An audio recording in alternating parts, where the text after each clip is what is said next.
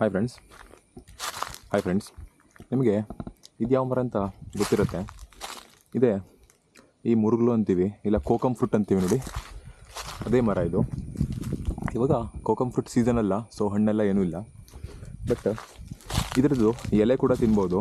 ನೋಡಿ ಈ ಥರ ಎಳೆ ಎಲೆ ಏನಿರುತ್ತೆ ನೋಡಿ, ಜಸ್ಟ್ ಚಿಗುರಿರುತ್ತೆ ನೋಡಿ, ಈ ಥರ ರೆಡ್ ಕಲರು. ಇದನ್ನು ನಾವು ತಿನ್ಬೋದು. ಹುಳಿಯಾಗಿರುತ್ತೆ, ಸಖತ್ತಾಗುತ್ತೆ ನೋಡಿ. ಈ ಥರ ಇರುತ್ತೆ ನೋಡಿ, ಇದನ್ನು ನಾವು ತಿನ್ಬೋದು. ಇವನ್ ಸ್ವಲ್ಪ ಬೆಳೆದು ಕೂಡ ತಿನ್ಬೋದು, ಏನೂ ಪ್ರಾಬ್ಲಮ್ ಇಲ್ಲ. ಈ ಥರ ನೋಡಿ, ಆಯಿತಾ. ಚಿಕ್ಕವರಿದ್ದಾಗೆಲ್ಲ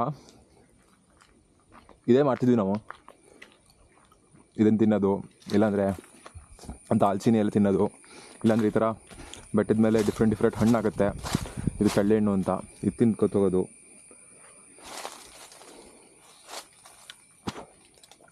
ಚಿಕ್ಕವರಿದ್ದಾಗ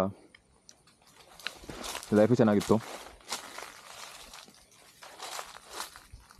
ಇವಾಗ ಬೆಂಗಳೂರಲ್ಲಿ ಇರ್ತೀವಿ, ಇದೆಲ್ಲ ಏನೂ ಸಿಗಲ್ಲ. ಊರಿಗೆ ಬಂದಾಗ ಮಾತ್ರ ಎಂಜಾಯ್ಮೆಂಟ್ ಮಾಡೋದು. ಚಿಕ್ಕವರಿದ್ದಾಗ ಡೈಲಿ ಎಂಜಾಯ್ಮೆಂಟೇ.